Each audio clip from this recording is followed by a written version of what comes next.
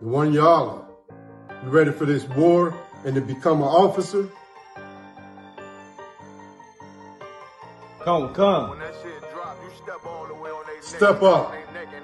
Come. Fine then, I ain't show no mercy, we gon' show them boy what time it is. I pop out like I'm Samuel, I got time to kill. Haters thought I died, I survived. They don't know how I did it, got it out the mud, straight to glory. They don't know how I feel, he nice but he don't show them skills, how I show them skills. He ride but he don't work the wheel, how I work the wheel. They mad, I'm too solid, circle tight, yeah, vacuum seal. No, they want my life, I ain't worried, I got rank for real. I got real soldiers, kill for me, nigga, watch yourself. They said you been in beast mode lately, you is not yourself. When you dropping that fire, precious minds, they inquiring. They can't stop what's coming, but I see them conspiring. Cross the line, them firing. This bitch here, finna break the spin on kindness. I don't trust you, circle small. You can keep your features. Me and my niggas don't keep no secrets. In the field like Jeepers Creepers. Say they want some smoke, dawg. So I brought these chimney sweepers. Coming like we coming, you can't even cap. These niggas don't run it like we running, bitch, don't even start. Bitch, I'm with my niggas till the end, till them do us part. So if you wanna leave, you can leave, bitch. Bless your heart, fine then. I ain't show no mercy, we gon' show them boy what time it is. I pop out like I'm Samuel,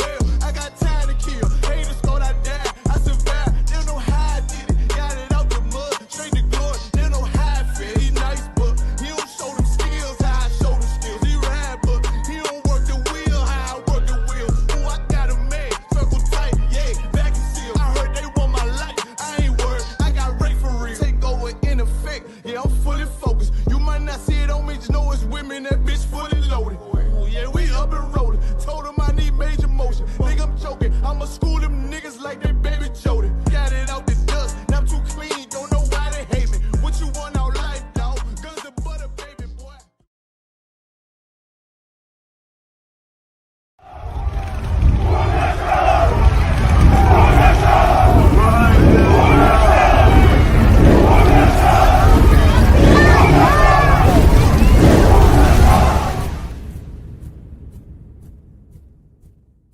You want justice for your family member. Getting somewhere. Well, guess what? My argument is simple, Tiffany. All I want is justice for my people. I want the people that caused this harm and this trauma and this pain and this hurt towards my people to know what it feels like. Right. I want them to know what it feels like to have their sons and daughters taken from them. I want them to know what it feels like to have their fathers to be sent into prison for a crime that they didn't even commit.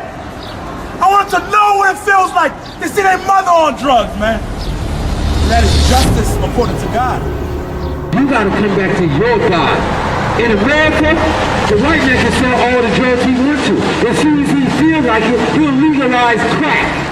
So this is what you do. You go to Planned Parenthood and you tell them to kill all the white babies and to leave my damn babies alone. How about that? That your pastor would never tell you. Your pastor would never tell you that you're a murderer. That you're a filthy, disgusting scum of the earth. That you want to kill an innocent child. It's all blood. Don't touch him. You back up. Take a step. Take a step. One step. There you go. Let him come. Because if he crossed that line, it's on him. I just want it on camera, baby. I just want it on camera. And I want everybody else to see what the brother looks like, man. He is red and heavy all over. Hey. Stand down. Stand down. Stand down. Stand down. Stand down. Hey, recover. Recover.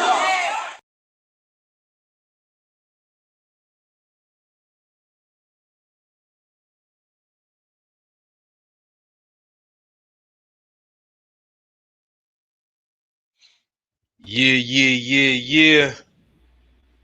Clap it up. Most High in Christ. Shalom, Israel. I am priest and also Dawashab of the ISUPK. Started 1 West 125th Street, Harlem, New York, under Commander Jenny Yohana. And I got my brother with me. Go ahead. Priest and Officer 501 Yala out of ISUPK, Florida. Know what's going on. Damn, Can get it in today. Hell yeah, man. Hell of a topic. Oh, God. You know what I mean? Y'all see the title, Adam to Jesus, 5 hidden identities of Jesus Christ, right? What if I were to tell you that Christ lived 5 times on this earth? Would you believe me? What if I were to tell you that you lived on this earth before? Would you believe it? Here's the thing, the Bible supports the idea of reincarnation. What you've been taught about the afterlife inside of the church has all been a lie. Everything points towards reincarnation, right? And this is what we're going to go over in the Bible today, proving Christ's existence on this earth before he came as Jesus Christ. All right. Shout out to Trooper Thumb on here. Shalom, warrior, Lord of Christ. Shalom, Yabashim, Yabasabarakathum. The waterfall hopping on, warrior. Got Officer Kamar as well. Shalom, Yabashim. Hey, shalom, Yabashim. Damn right, man. Shout out to everybody that's in the chat. If anybody want to join the live stream, the link is posted in the chat, in the YouTube chat, and the Facebook chat as well. Just click on the link if you want to join the live. All right. If you have any questions on topic, feel free to ask. You know, you can type it in or click on the link and ask it directly. But big up to everybody that's tuning in, man. We appreciate y'all. So we're gonna get in and get this heavy breakdown, you know what I mean, that I'm pretty sure that you never heard anywhere else. You know, so this is what the prophets of the Lord do, teach the truth of the Bible. All right. First things first, right? What we want to get to, Nwan Yala. First thing first. Want to start with scripture or the definition? Yeah, let's start with the definition, right? So the definition that the brother is about to read is reincarnation. Now, for all of this to make sense and for you to understand it, you have to know that reincarnation do exist. When it comes to the Bible, how it's mentioned is either regeneration or resurrection, which is synonymous with reincarnation. This is something that Christ often taught in the Bible, right? And it's all throughout the Bible, right? So before we get the breakdown of who Christ was, before he was Jesus Christ, we first have to understand what reincarnation is. So if you got that word, you can go ahead and read it. Come. Reincarnation is the religious or philosophical belief that the soul or spirit, upon biological death, begins a new life in a new body. A new life in a new body. Read on. It says human, animal, or spiritual. Right. According to the Bible, you get reincarnated back into a human body. Right? So when you die, you don't go to heaven or hell. Right? And we know that to be true because of what? The story of Christ. Right? When Christ died, it says that he was on the right hand of the Father. Now, here's the thing. When he died, he was resurrected on the 3rd day. Right. What's commonly taught in religious setting is that you have to die in order to be with the Father. So what happened with the case when it came to Christ then? Right? You don't have to die to be with the Father. If that was the case, then Christ would never have to be resurrected in the first place. Right? The Bible said he is not the God of the dead, but the God of the living. Right? He is the God of the living. Right. He don't want to rule over you when you die. You know, he wants to control every aspect of the universe while you're alive. Right? Yes, this is live. It's a live class. We are live in the building, in the flesh. All right? Salakia. Go ahead, soldier. I don't mean to interrupt. Trooper Tazarop say he backstage. No, we got him up. Okay. Okay. Yeah, he's on now. The water trooper tells the Rock Shalom, Yabashim Rakta. Shalom, y'all. Bashim y'all Shabbat. Most sign Christ, man. The water for hopping on. The water for hopping on. All right. So resurrection, that's what happens in the afterlife, right? Reincarnation is what happens in the afterlife when you die. When you die, your spirit comes back into a new body. Now let's see if the Bible supports that. You want to grab the first one, also the one, y'all? If somebody could grab me on 2nd Ezra chapter 14, verse 34, right? So we finna go into reincarnation, prove reincarnation is biblical, because as many Christians believe, Muslims, damn near every religion on earth believe that you die and go to heaven and hell, but the Bible just does not, say that. The Bible says when you die, you return back into this earth. And we finna get the scripture for you right now. If anybody got it. Come. 14:34. Come. This is the book of 2nd Ezra, chapter 14 and verse 34. Mm-hmm. Therefore, if so be that ye will subdue your own understanding and reform your hearts, ye shall be kept alive, and after death ye shall obtain mercy. After death ye shall obtain mercy. Well, what Christians gonna say? That's me going to heaven. that's me going to heaven. After death, I'm gonna obtain mercy. And the first thing Ezra said, if you should subdue your own understanding, you Christians, you have to subdue your own understanding. Right. Go to the understanding of this Bible, because just reading this right here, your own understanding will say, I'm going to heaven. That's your own understanding. I'm attaining mercy in heaven. Read the next verse. Come, verse 35. Therefore, Salakia, verse 35. For after death shall the judgment come. So after death shall the judgment come. Christians will say that's what? Heaven and hell. After you die, you live righteously, you go to heaven. You live, unrighteous, you go to hell. Read the next verse. Read. When we shall live again. When we shall what? When we shall live again. When we shall live again. So where is that place of judgment? Salakia, sir. Mm-hmm. Right here on earth. That's where it's at. Damn right. That's the only time I see anybody alive. Right. Right here on earth. Damn right, sir. Read on. Come. And then shall the names of the righteous be manifest. Mm-hmm. And the works of the ungodly shall be declared. Right. So this is where you get judged. Depending how you are born into this earth, that's how people will know, he must have did something awful in his past life. He messed up. Because now you should be judged. Once you are living again.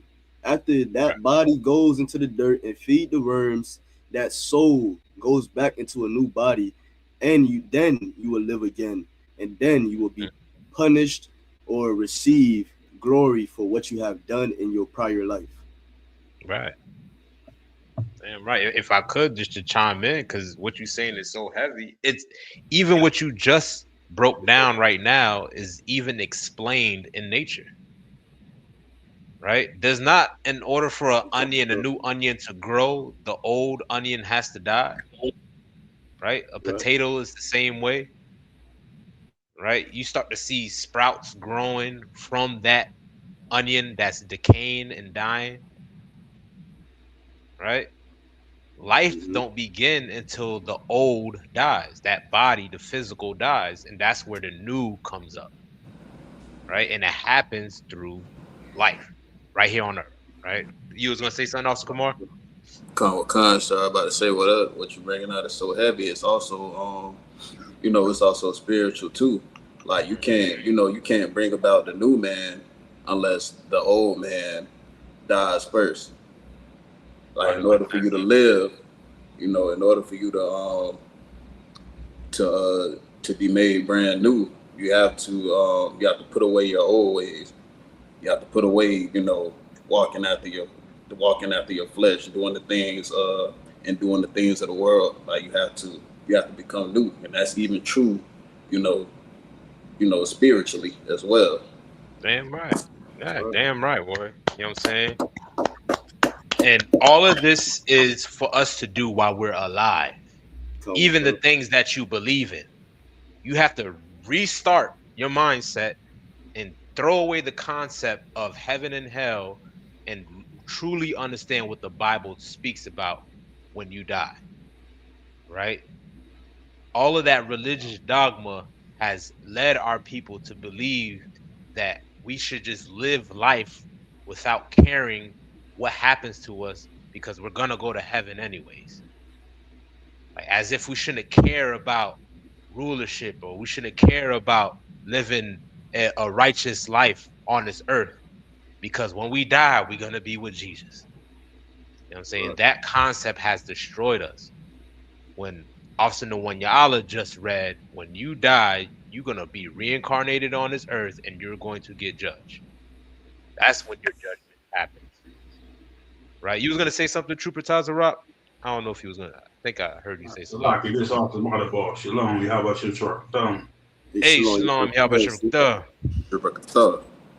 I was gonna say, man, and when you die, you ain't coming back as no butterfly, no squirrel, none of that nonsense. Oh God, right.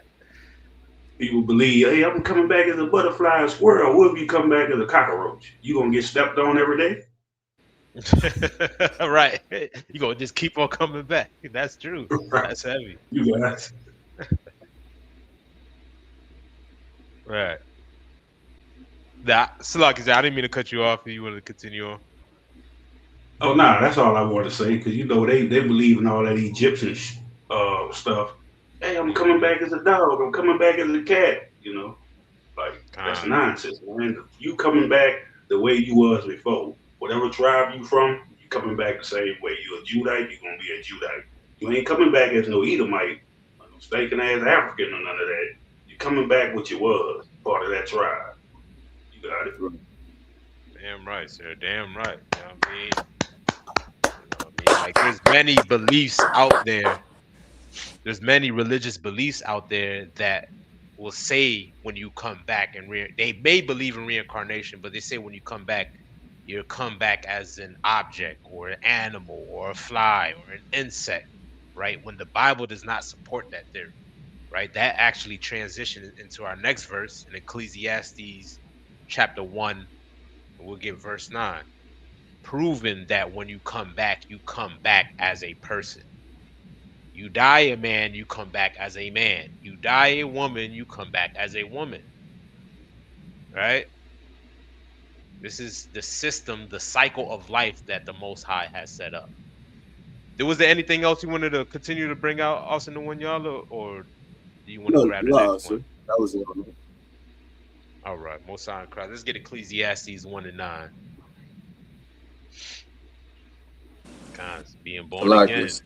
Right. Go ahead, Oscar Kumar. I was just about to say I got the scripture, sir. All right, you got it, boy. It's the book of Ecclesiastes, chapter 1, verse 9. Mm-hmm. The thing that hath been. The what? The thing that hath been.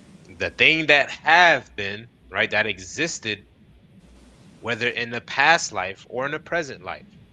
Right? What is that thing talking about? It's not talking about elephants. It's not talking about roaches. Right?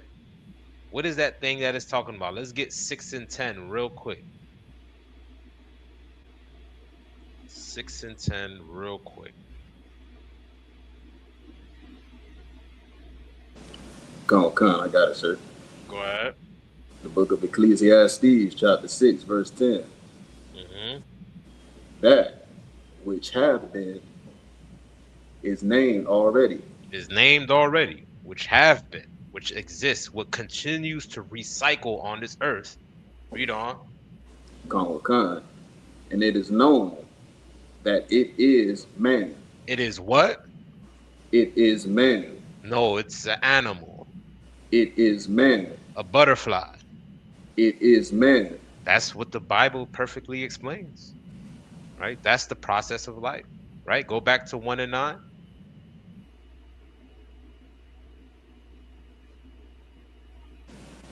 Con. It is that which shall be. No, what did it read from the top, Baba Kasha? Con. Ecclesiastes 1:9. The thing that have been. So what is that thing that it's talking about? Slayer. Go ahead. Talking about man, sir. It's talking about man. Right, that thing that have been, read on. Con.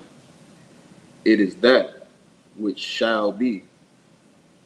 Right, that's what's going to repopulate the earth.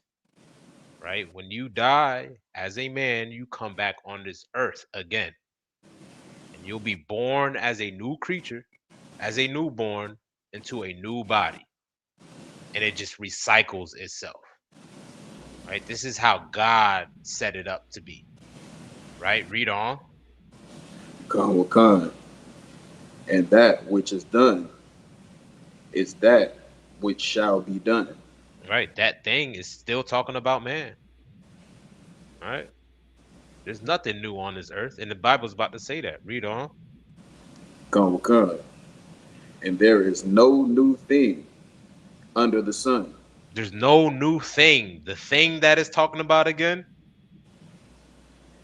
Man, says man. It's talking about man. Right? We think just because society advances technology, like with technology and with devices, right? We think that maybe is talking about that. No, it's talking about man, right? Man is still the same on this earth. No matter how technically advanced society becomes, right? Human nature always is going to exist in man.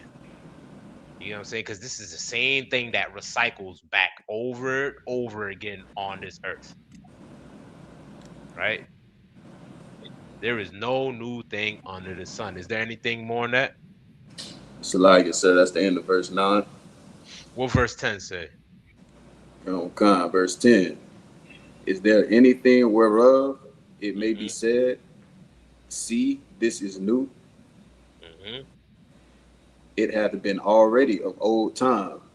All right. So you can drop that right there, and let's get the next verse, further explaining reincarnation. All right. Let's get Matthew 19 and 28. You want to tackle this one? Also, no one, y'all? Yeah, that's the one. Okay, let's get down. That's the one. Can you hear me? Nah, if you want to break this one down, somebody can grab the verse. Go ahead, Stoner. I got it for you. This is the book of Matthew, chapter 19, and verse 28.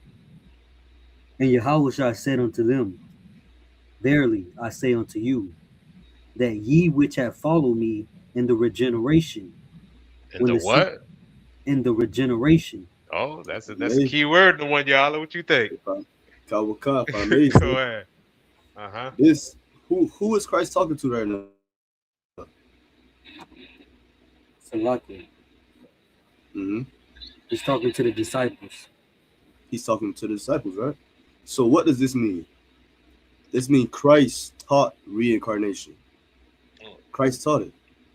He's telling his disciples, those of you which followed me, past tense, in the regeneration, when the Son of Man, read on, my bad.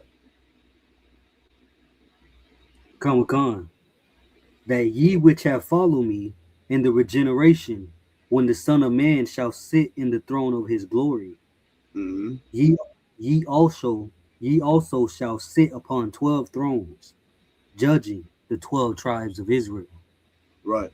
So like I was saying, this is Christ. He's telling the disciples this. He's prophesying this. So that means Christ taught reincarnation. I don't care what your pastor say. I don't care what your mama said. It's a lie. Christ taught this. Christ said that these disciples will be judging the 12 tribes of Israel in the regeneration. So let me ask y'all this: do y'all think that the disciples, that was unalived, and John that died on the island, right? Do y'all think the Lord just holding their soul for however long, however much time.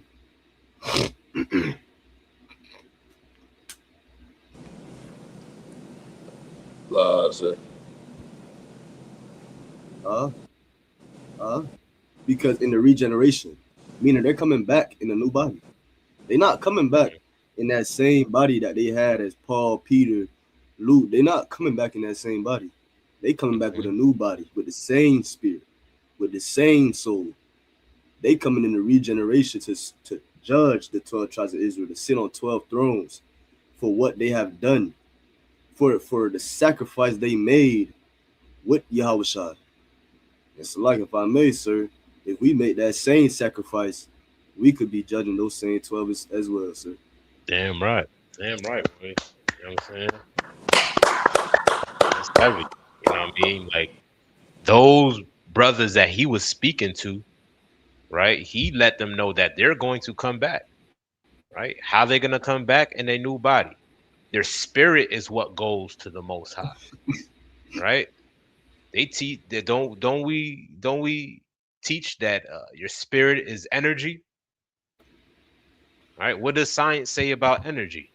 Anybody want to say? Salaki. Go ahead. Energy can't be created nor destroyed. There you have it, right? So if your spirit is energy and it can't be created nor destroyed, what happens to your spirit then when you die? Right? That same spirit comes back to life, right? The Lord sends it back into a new body. So when Christ was saying this to these brothers, he's saying that your spirit that's in you right now, as John, as Peter, is going to come back into a new body, right? Let's read that cycle in Psalms. What is it? Psalms 104. 104. Let's get Psalms 104 and 29, Baba Kasha. Right? Ratazaya says Salaki and no, right. You're exactly right, warrior. And if I may, sir. Go ahead, get down to it. It's energy is renewable. That's what they say as well. It's renewable. Your soul, the Lord could, we've been here before. The Lord could have us on this. We probably been on this earth more than 1,000 times. Who knows? You would never. I think that's one of the precepts. Like, some of them don't remember. I ain't even gonna adjust. Like, God, nah, don't sweat. No, I think that was the one in Ecclesiastes where it says, "You no remember of former things." Is that what you talking about? Yeah, con. You know what I'm saying? Like that's for sure, for sure. Like, there's no way we can trace back and be like, well, I was this person in my past life. That's not how it works. Right. You get what I'm saying? Like, when you come back in a new body, you come back completely brand new. And like you said, that's one of the precepts. You know what I'm saying? But yeah, we'll definitely get that to y'all. Let's get Psalms 104 if we could. Salakia. Go ahead. I'm there. You got it, word. It's the book of Psalms, chapter 104, verse 1. Start at verse 29. 29. Salakia. Verse 29. Thou hiddest thy face. Thou hidest thy face, right? This is what he's speaking about, man, right? The Lord hideth his face from man, which is synonymous with death, right? Because the Lord is what keeps you alive. He decides whether you're going to live or die. But when he draws back from you, right, that's when you're going towards being dead, right? Having no more life, right? Go ahead. If I may, as being blacks and Hispanics in America, we should understand this very well. We should understand this very well, sir. Lord hid his face from us for our unlawfulness, for our sins, and we seen death for it for years, thousands of years, sir. Nah, damn right, brother. Damn right. You know what I'm saying? That's why we in the condition that we in right now, because the Lord is for sure hiding his face from us. You know what I mean? You know, because we don't want to serve him. We rather believe in religion that teaches nonsense like rabbits lay eggs. or New Year's is on January 1st, or Jesus Christ loves everybody. All of that is nonsense that causes us to continue to live in the condition that we in today. You know what I mean? But what we have to do, like Officer Kamar said earlier in the class, we have to start brand new and become born again. Right? Kill the old man and resurrect a new spirit in yourself. Right? Now, as for the physical, right, this is how the process is done. Right? Read that in Psalms 104 one more time. Thou hidest thy face, Mm-hmm.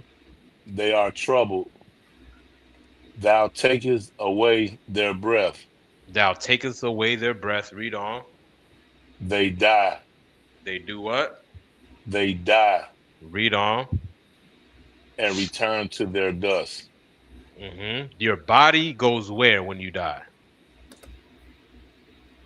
To the dust The from which it physical came. goes, right? Which is a burial, right? Your physical body gets buried underground, 6 feet underground, right?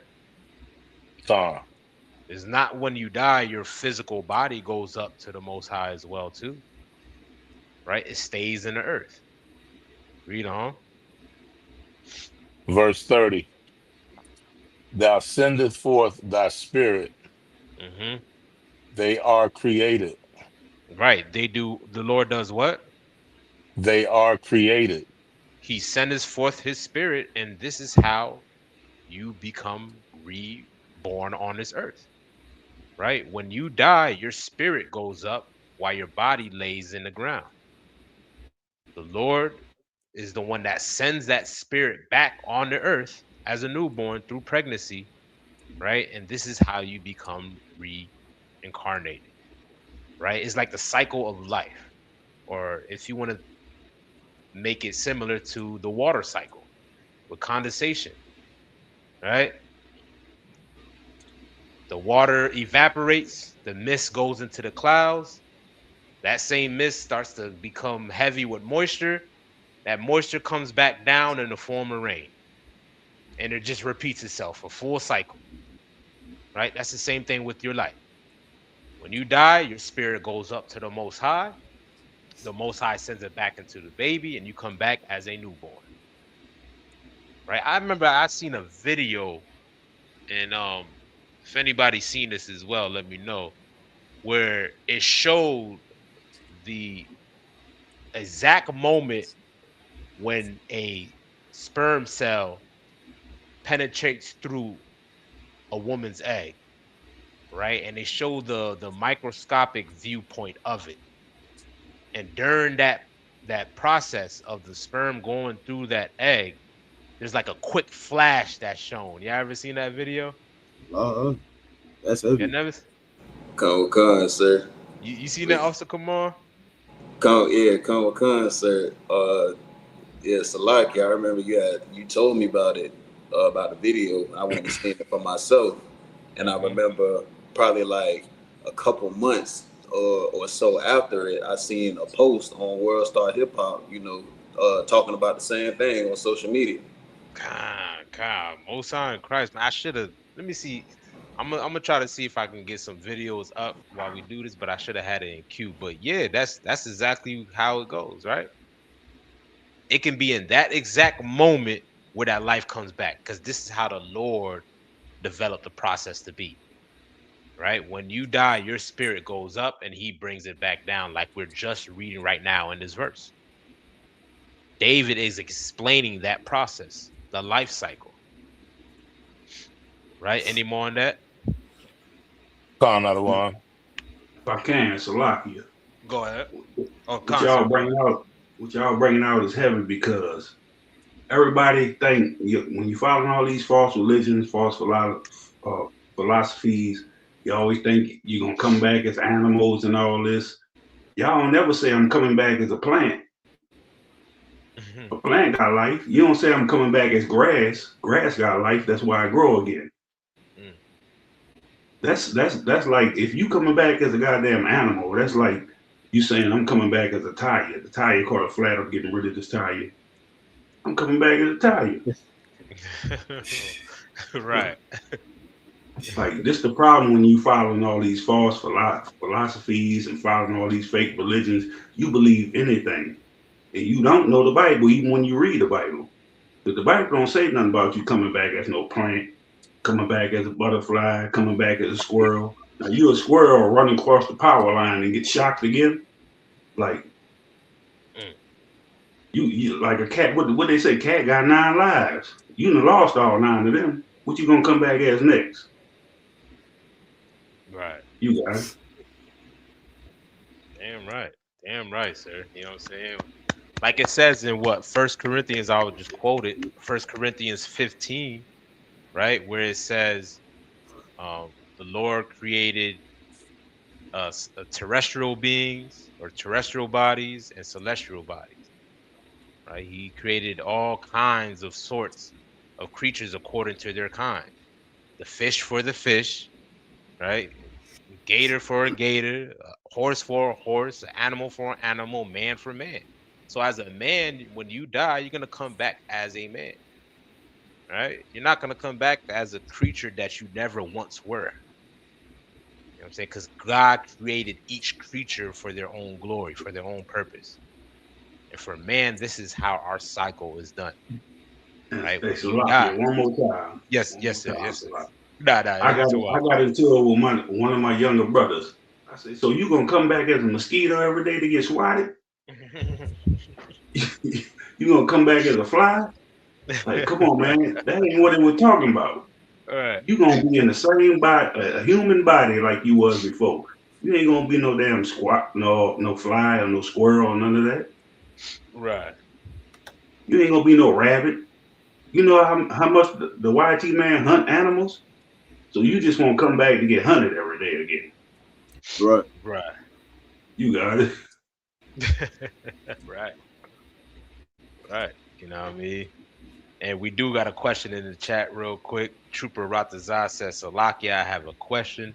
Regeneration, is it every 4 or 5 generations? Or right now, the Lord did mention to the children of Israel that he will judge them to the third and fourth generation, meaning that the curses or the punishment that's written of in Deuteronomy will continue on through each generation, right? Right. Until the Lord decides to lift the punishments off of us.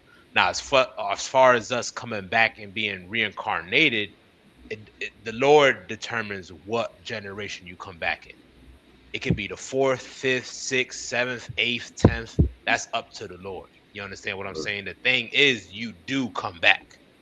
That's the thing you should understand, right? You do come back. Now, it could be the 4th generation, the 5th generation.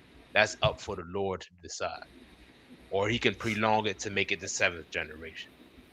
You know what I'm saying? The thing is, your spirit always come back because that's what we just read in Psalms. Right? You got that for me again, Trooper Call with Hey, Thumbs? Salaki, one more thing, because I'm Yes, about sir. to do class too. One more thing. I don't want to Yes, come back like Chris Rock did when he was doing that movie, the president thing. He came back as the Edomite. sir. Don't do that to me. Right. Okay. When you come back as you die as a black man, you come back as a black man. You know what I'm saying? You know, for anybody that's listening, you know what I mean? You die a white man, you come back a white man. You die a black woman, you come back a black woman. You die a Hispanic woman, you come back a Hispanic woman. Native Indian woman, come back a Native Indian woman, so forth and so on. You know what I mean? How you leave is how you come back. It's even specific with the tribe, right? I'm a Levite. I die as a Levite. Guess what? I'm gonna come back as what? A Levite. Right? This is how it's done. This is how the process is done. Right? You're still gonna come Right. back within your generation, but whether it's the 4th or 5th, right? That's for the Lord to decide on how long you gonna come back. Go ahead and also know one, y'all. If I may, First Corinthians, the 15th chapter, that's a real good chapter to read about resurrection of the dead and all that. Paul really breaks it down in that chapter. If I may get this verse real quick, Mm-hmm. 1 Corinthians 15 and 38, it says, "But God giveth it a body as it hath pleased him, and to every seed his own body. So like how you just go down, if you die a Levite, you're gonna come back a Levite because that's our seed. That's Right. the tribe that we was born in. So every seed, what you was born as in this life, you will be born as a man from the tribe of Judah in your next life. It will always be like that. It will never switch because Right. every seed to his own body. So like Damn right, brother. Damn right. You know what I'm saying? There you have it. Everything we're saying is biblical. You know, we're not making this up. It's all in the Bible. Right? If you could read that one more time in Psalms 104, whoever had that.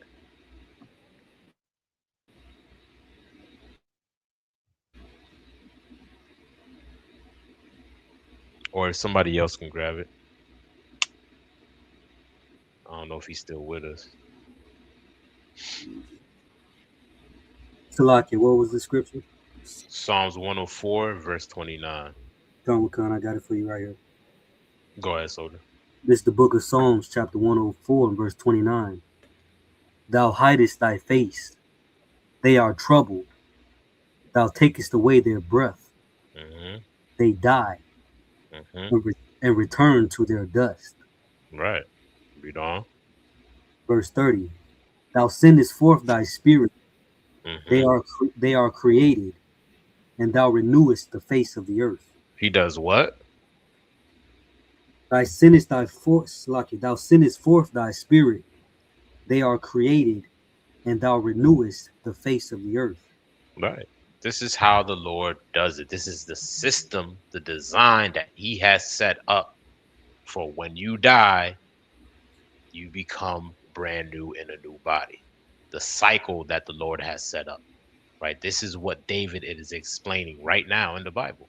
Right? We always knew this. We always understood this. The concept of heaven and hell never existed in the Bible. There is nowhere in the Bible you'll find that when you die, you're going to just be dressed in all white with God all day drinking wine. It don't say that. You know what I'm saying? And the crazy thing about it, you can go to any funeral. It can be the most wickedest person inside of that coffin, but I right. guarantee they'll always say that boy is in heaven. That girl is in heaven. You dig what I'm saying? I mean, damn, everybody going to heaven? Right. Not one person is like, well, that nigga's in hell right now. You know what The I'm lobby, saying? the lobby full, sir. Right. The lobby is definitely full. We in capacity right now. Yeah, all in heaven. You know what I'm saying? No, the Lord repopulates the earth. He renews the face of the earth through reincarnation. All right, you can drop that. Let's grab the next one. Matthew 17 and 12. Somebody can grab that for me. We got another question real quick while somebody grabs that. It says, do you believe when a baby is born, it's someone from your family? Khan, I do believe that. You know what I'm saying? It can be somebody from your past life. You know what I'm saying? Somebody within your family from their past life. Generations ago, coming back. Mm-hmm. You know what I'm saying? Like, this is how it's done. And if I may, it could just be somebody, because your tribe is your family. So whoever that's in that tribe of Judah, be your cousin that you never knew years ago. It could be him. It could be whoever. Like that's how the Lord, every seed. So whatever your tribe is, it could be your great grandfather, it could be, your great auntie, whatever. Every seed is gonna come back from that tribe. If you that tribe, the tribe of Judah, the tribe of Levi, whatever, if you that tribe, somebody from that tribe is gonna come back out from you. If you're, man. Right. Damn right. Somebody got that on Matthew 17 and 12. Go, sir. Start at verse 11. What Con, verse 10? Start at verse 10. Start at verse 10. Con. The book of Matthew, chapter 17, verse 10. And his disciples asked him, saying, why then say the scribes that Elias must first come? Right. So the disciples asked him a question. Why is they saying Elijah? should first come. Why are they saying that? Read on. And if I could, because just to mention as well, because the scriptures do say in Malachi that before Christ, the Lord comes, that Elijah is going to return, right? So go ahead, my bad.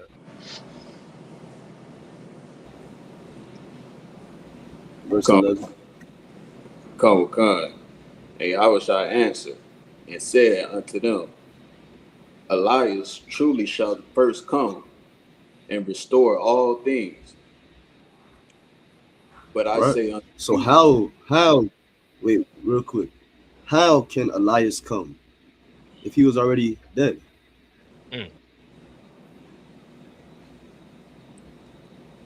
It's like you. Mm-hmm. He had to be born again. He had to be born again. He had to come in a new body, but that same spirit. Read the next verse. Come.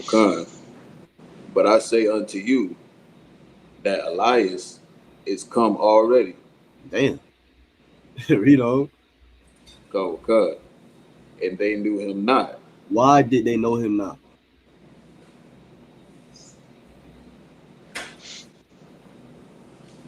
It's like you. Because he was a whole nother person. Exactly. He was in a new body. If they was expecting Elias to come as Elias, as Elijah, in that same physical form. But what they did not know is that Elijah already came. Elijah was in a new body. Elijah didn't even know he was Elijah. And we could read that as well. But, Elijah didn't even know he was Elijah. That he said they knew him not.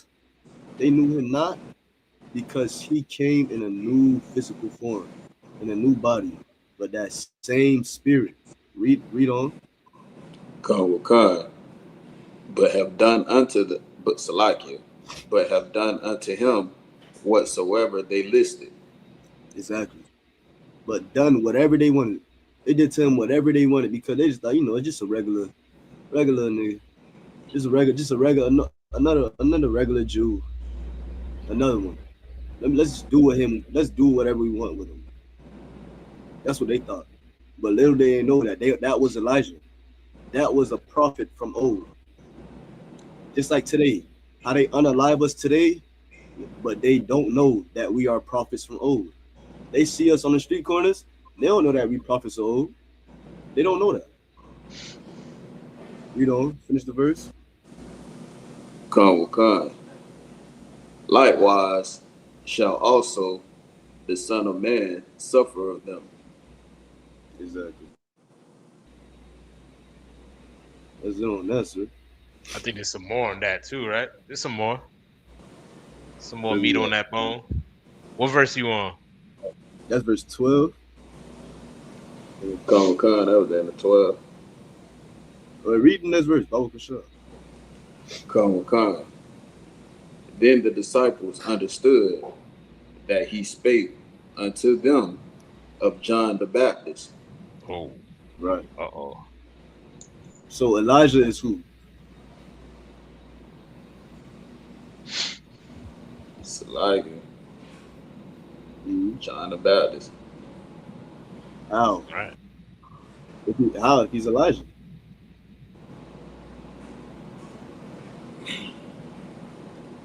He was reborn to a new body, so it's Elijah. Exactly. That's people think being born again. That's what Christ is trying to explain to who it was in John 3. What's his name again, sir? The ruler of the Jews in John Nicodemus. 3? Nicodemus. That's what Christ tried to explain to Nicodemus in John chapter 3. Being born again isn't you going back into your mother's womb and coming out the same physical form. Look, the disciples understood that he spake unto them of John the Baptist. So John the Baptist was Elijah. How could he have been Elijah? How could he have been Elijah if he was John the Baptist? Because he's in a new body. The same spirit of Elijah, the same soul of Elijah that went up to the Lord and got judged and got put back into this earth was put into the body of the man named now named John the Baptist. That's it. That's all you need to know. There you have it. Like he made it black and white. You know what I'm saying? Like it's literally right Okay. there. You know what I mean? In plain sight. Like, hey, John is Elijah. Like if that Right. don't prove to you that this is the process that we just read, right? Then what else could it be? How is that possible? Right? This is something that the Bible teaches, right? Did you want to grab the next one? Let's grab the next one. John 9 and 1. Go. Somebody can get me John 9 and 1. Young man Charles has a question in the chat as well. Oh, my bad. He said, is Obadiah 1 and 18 talking about Esau extinction? For the short answer, yes. Right? Esau will be extinct. Right? Precept to that is Isaiah 14. Right? Soon enough, his offspring will be cut off. Right. You know what I mean? And he's gonna be made out to be a skeptical on this earth. You know what I'm saying? Because he's not gonna be no longer existing. You know what I mean? So for the short answer, Khan. Correct. Right. This for I time's sake, know this go ahead. this could probably be the last on reincarnation one. Alright. Go. Salakia. Go ahead. I have it. All right, let's get John 9 and 1. The book of John, chapter 9, verse 1. Mhm. And Yahushua passed by. He saw a man which was blind from his birth. From when? From his birth. Meaning this man was born blind. Meaning as soon as he got out of his mother's womb and was laying on the floor, covered in blood, he was blind. All right, this is not something that he developed throughout his years of living, a condition he was born with. Read on. Verse 2. And his disciples asked him, saying, Master, who did sin, this man What? or This his what? parents? Let's slow This this down. man, This who did sin, this man or his this parents? or his parents. Who sinned? Now, why would the disciples ask a question like that if he was born blind? You mean to tell me babies are sinning? Go ahead. Salakia. One of the parents was probably a sinner. Not correct. You want to give it a shot? Like, why would they even ask that question in the first place? You want to give it a shot, Super Taza Rock? Con. Mm-hmm. It's because they understood reincarnation. They understood reincarnation. Now, how is it that he could have sinned with the understanding of reincarnation? If you want to explain that, Taza Rock. Salakia is because he couldn't have sinned if he was born blind. Mm-hmm. When could he have done it if he was born that way? And how could he have sinned? Mm-hmm. So that means he probably could have sinned when? In his Salakia. Salakia. Now go ahead, Taza Rock, real quick. My bad. Salakia. Now I was just saying he only could have sinned, before his time, before he was born. In his past life. Right. You was gonna say the same thing, Kawathon? Khan. Yeah. You know what I'm saying? Past life. Right? This is why they asked that question. Right? They want to ask the question if it was something that was taught unto them. And like we read in previous verses, this is something that Christ often taught. And sometimes he'll classify it as regeneration or resurrection, but it's all synonymous with reincarnation. You dig what I'm saying? Salakia. Go ahead. So for the babies that are born in other ways besides being blind, is that basically someone being reincarnated that had a didn't live a past life, correct? Right? That's a possibility. That's a strong possibility. You dig what I'm saying? In most cases, that's what it is, right? Whatever you did in your past life, like we read in Second Ezra 14 and 34, when you come back to life, is when you be judged. Is when you get judged by the Most High. You dig what I'm saying? So, and the thing is, there is no escaping judgment from the Most High. If you think death is the easy way out from judgment, you're sadly mistaking yourself. All right? You cannot escape the judgment of God. He'll either get you in your present life or he'll get you in your next life. You dig what I'm saying? Con. So yeah, so yes, babies being born, that could be a possibility. But there can also be another reason. If you want to read on. Con out of Wakan. That he was born blind. Verse 3. Jesus, Yahweh Shai answered, neither have this man sinned Mm-hmm. nor his parents, Mm-hmm. but that the works of Yahweh should be made manifest in him. Right. That could be another reason right there. Meaning what? What does that mean? I was watching a video, right, to help explain, right? I was watching a video where a brother had no legs. This brother had no legs, but he was in the gym, exercising, boxing, right? Doing chin ups, muscle downs, all of that in the gym with no legs. Now, what do you think that does for the Most High?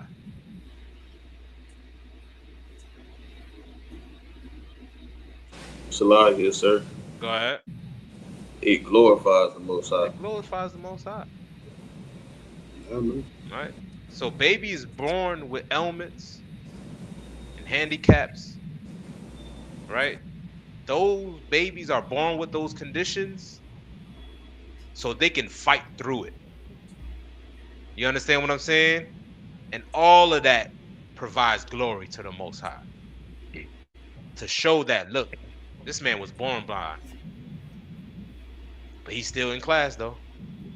Right? He was born blind, but he's reading the Bible in Braille, doing something, whatever you can do. You know what I mean? Like he's not letting his handicap stop him. And that is the spirit behind every brother that's possibly dealing with the same thing. If you have a condition, don't let it stop you from being the greatest person that you can be and serving the Most High. You dig what I'm saying? So that could be the reason as well too. But the strongest possibility, the reason why the disciples even asked that question in the first place, is because that you can be judged for what you did in your past life. You understand? Come. Sir. So we broke down resurrection. Go. Somebody said Salakia. Go ahead, Tess. Salakia. I had a question and a comment. Get down, boy. The comment would be, would Psalms 90 and 3 be a precept to reincarnation? And then I got a question about Second Ezra's. Salakia. The question is Second Ezra 7 and 30, because I wonder what that means, and this is regarding reincarnation as well. Salakia. Okay, let's grab the Psalms one real quick, and then we'll get to Second Ezra. Khan. Whenever you're ready, sir. I'm ready, War. You got it. This is the book of Psalms, chapter 90 and verse 3. Thou turnest man to destruction, and sayest, return, ye children of men. It's all the way to verse 5. Okay. For 1,000 years in thy sight are but as yesterday when it is past, and as a watch in the night. Thou carriest them away as with a flood. They are as a sleep. In the morning they are like grass which groweth up. So you asking if this is like talking about reincarnation? Khan. Khan, like this verse will be talking about reincarnation, right? That another verse to prove that the Bible teaches this process. It teaches this cycle, right? It's all throughout the Bible. So it's crazy how people can believe that heaven and hell exists when you don't find nowhere in the scriptures is talking about that. But every time it talks about life after death, it always mentioned the process of reincarnation. Right? So yes, that's a verse that could be used, right? Let's get the other one that you were talking about, second Ezra. Con, this is second Ezra, and this goes to 32, sir. It could go to 35, but I'll stop at 32. Salaki. The book of second Ezra, chapter 7 and verse 30. And the world shall be turned into the old silent 7 days, like as in the former judgments, so that no man shall remain. And after 7 days the world that yet awakeneth not shall be raised up, and that die shall and that die and Salaki, and that shall die is corrupt, and the earth shall restore those that are asleep in her, and so shall the dust those that dwell in silence, and the secret places shall he deliver those souls that were committed unto him. Right. So this is talking about Christ's return, right? This is talking about judgment day. A precept to this will be Thessalonians, right? Where it says the dead in Christ shall rise first, right? So the brothers that's in the truth that lose their life, right? They're gonna get life again too. You know what I'm saying? Like, let's say the regeneration process doesn't happen in the time of their death or in the time of Christ returning, right? Those brothers are still going to be able to live again. They're going to be resurrected for the work that they put in. And then they're going to be brought back to life in rulership with power in their glorified body. You know what I'm saying? So this is more so talking about judgment from the Lord. When the Lord returns, when Christ returns, and he's bringing brothers back to life that died in the truth. You dig what I'm saying? That died in the truth. Salakia. Go ahead. I guess my direct question is, what does it mean when it say, and after 7 days, the world that yet awake, Salakia, not that one, where it says, and the world shall be turned into the old silent 7 days, like as in the former judgments, so that no man shall remain. Like, what is that? What is that talking about? Right. The Lord judging the whole earth. You know what I'm saying? Like how the Lord is going to get people to not, focus on like themselves and praise themselves and, word about stuff that's not of the Most High. So he's going to judge it as in the former time, like he did with the flood, where people was living wickedly, doing everything they wanted to do. You know what I'm saying? And the earth became silent because everybody was dead. You know what I'm saying? Nobody was able to praise themselves. Nobody was able to kill and harm and do anything wickedly because everybody was dead. So when Christ returned, now the 7 days, you don't want to think about it literally, right? The 7 days is talking about a span of time. You know what I'm saying? Right? There's oftentimes the Bible will mention time frames, like even in Revelations, right? It mentions time frame, and Daniel's mentions a time frame, right? But it's not exactly that time. You don't want to be like, well, 7 days is up. Here it is. You know what I'm saying? This is when it's gonna happen, right? It's talking about a span of time where the Lord would be judging the earth and unaliving people that went against him. You dig what I'm saying? And then from there, he's going to restore his kingdom on his earth. And those that died serving him, right? Those that's in the truth, they're going to be resurrected first. They're going to be brought up in the chariot first. You dig what I'm saying? Mm-hmm. Come. Salaki, if I may. Go ahead. So, but when it says, so that no man shall remain, is that talking about all humanity? Well, not like more like mankind. Man meaning those that went against the Most High. You dig what I'm saying? Like not, yeah, kind. You know what I'm saying? Like the man that went against the Most High, that none of them shall stand. You know what I'm saying? But we know that us that serve the Lord, that we're gonna be preserved. You dig what I'm saying? We're gonna be in rulership, right? But those that don't want to serve him, right, they're not gonna be able to stand in that day. You know what I'm saying? Concert the water. Most High in Christ, boy. Most High in Christ. So we're gonna have to probably speed through these no one y'all. Okay. We got 1 hour. We gonna talk about 4 different niggas in 1 hour. Y'all ready? Come. So like if I right. may, y'all could come off mute too. Like we gotta ask y'all just, y'all just answer the questions like if I may. God, definitely for sure. You know what I'm saying? Definitely get off of mute, say what you need to say, but we're gonna have to get through it.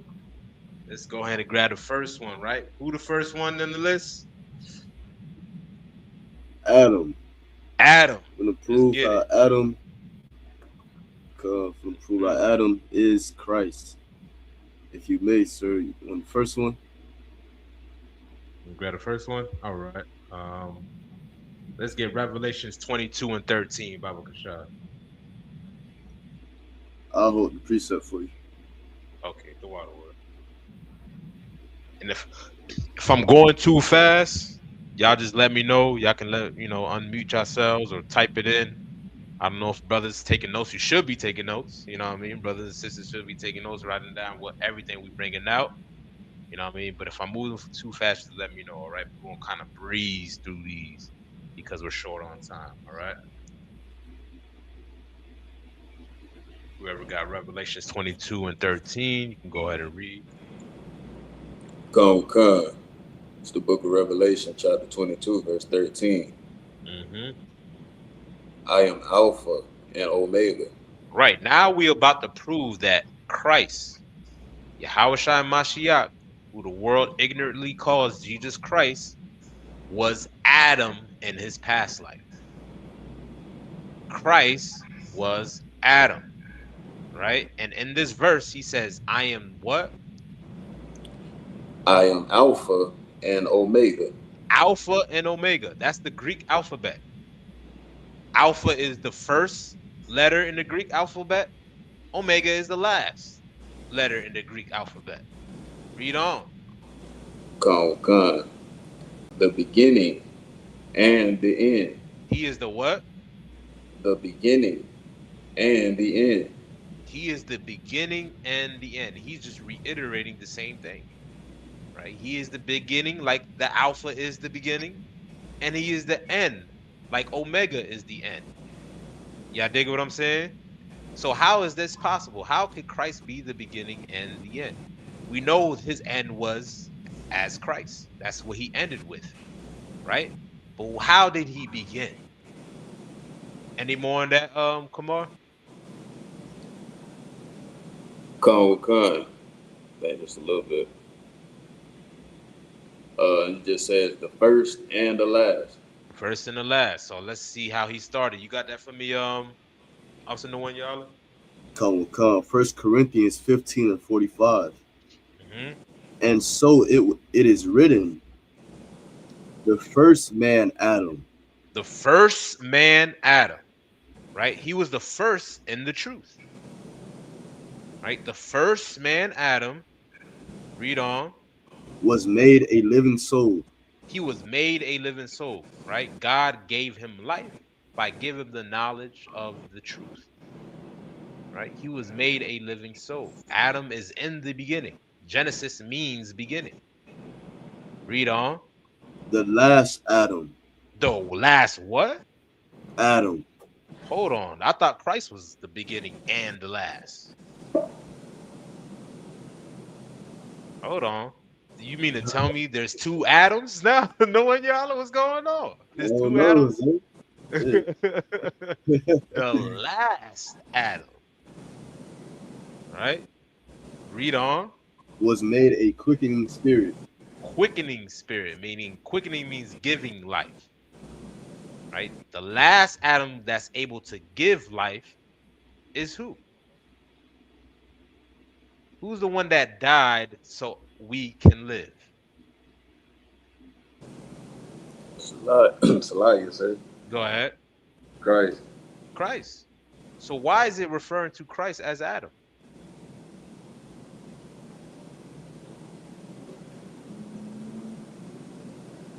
Salakia. Go ahead.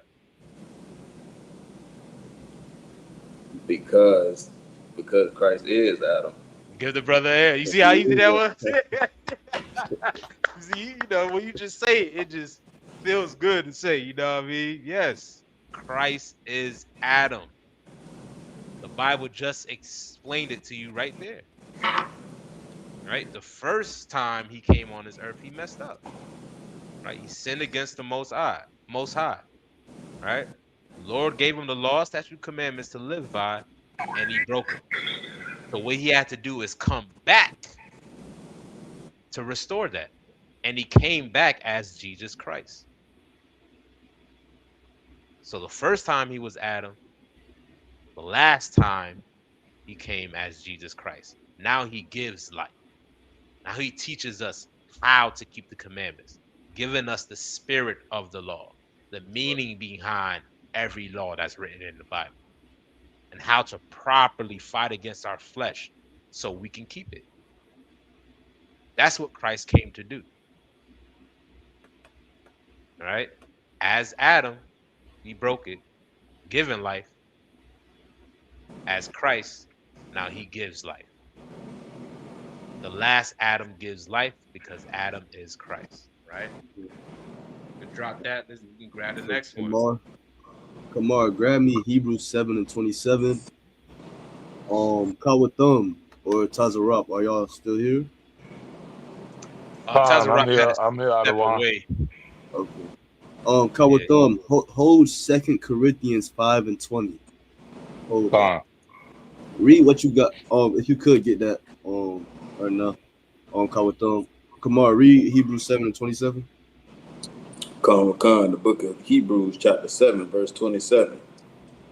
Who needeth not daily, as those high priests, to offer up sacrifice first for his own sins and then for the people's. For this he did once when he offered up himself. Who offered up sacrifice for sins? Anybody? And y'all can speak freely, y'all. You know, we in the rap. I don't need to hear no Salakia. No, just answer. Right. Just answer. Who offered up sacrifice for sins?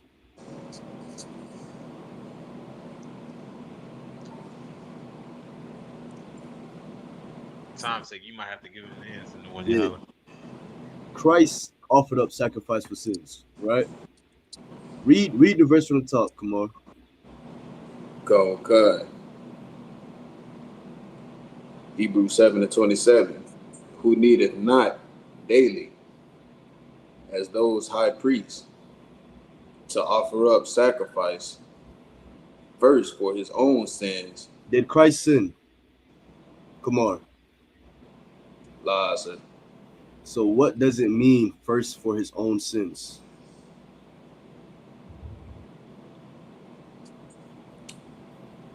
Salakia. Go ahead. When he lived in one of the past lives? Yes. That's who? Adam. Exactly. Read the precept that you got. Read the precept that you got. Read the precept that you got, Kawathum. Start at 21. Another one. This is the book of 2 Corinthians, verse 21. For he hath made him to be sin for us, who knew no sin. Who knew what? Who knew no sin. That we might be made the righteousness of Salakia, that we might be made the righteousness of God in him. Right. The man Christ, he knew no sin. Christ didn't sin at all. But in Hebrews 7:27, it says to offer up sacrifice first for his own sins and then for the people's. For this he did once when he offered up himself. When Christ died on that cross, on that cross for us, he died for two things. He died for the sins that he did as Adam. For the darkness that Adam put in this earth, he died for that. And second, he died to be the mediator from us and to God, to make us come back into a covenant with God because we destroyed it. We lost, we split under the reign of King Solomon. That's how we split, because of the sins of King Solomon. We're going to get to that as well, sir. Salakia, sir. So is that, does him, when he rose again, does that have something to do with him being reincarnated into Christ of the no sin? No. Christ was a perfect man. He didn't sin at all in his life. When he rose again, that was resurrection. He rose in that same literal body. That's why he said, don't touch me till I ascend to your Father and my Father in John 20, because he had to get a new body. He had to get a new body. That body that he was in, seeing corruption, it was decaying. So Christ, that man, had no sin at all. But right here, what we reading is that he had to sacrifice for his own sins as Adam and as Solomon. That's why he had to die. And then he had to die for us as well. So sir. Yeah, right. Let's get Romans 5:14. Let's get Romans 5:14. And that was it too, right? On the one y'all? Yeah, if I may, sir. Yeah, if I may, last real quick, just to make sure it's all summed up. Mm-hmm. When Christ died on that cross, he died for the sins that he did as Adam, because he was Adam. That's what people really need to understand. Christ was Adam, and that's why it says first for his own sins, because we know Christ didn't sin at all. That's it. Yeah, I'm right. Man. Salakia, sir, I have the scripture if you want. All right, you got it, boy. It's the book of Romans, chapter 5, verse 14. Nevertheless, death reigned from Adam to Moses. Right, death reigned from Adam to Moses, meaning from what Adam did from his mistake, it carried on throughout his generations, all the way until we became a nation. Even as a nation, we continued in the same pattern as Adam. Read on. Even over them that had not sinned after Salakia, the similitude of Adam's transgression. Right.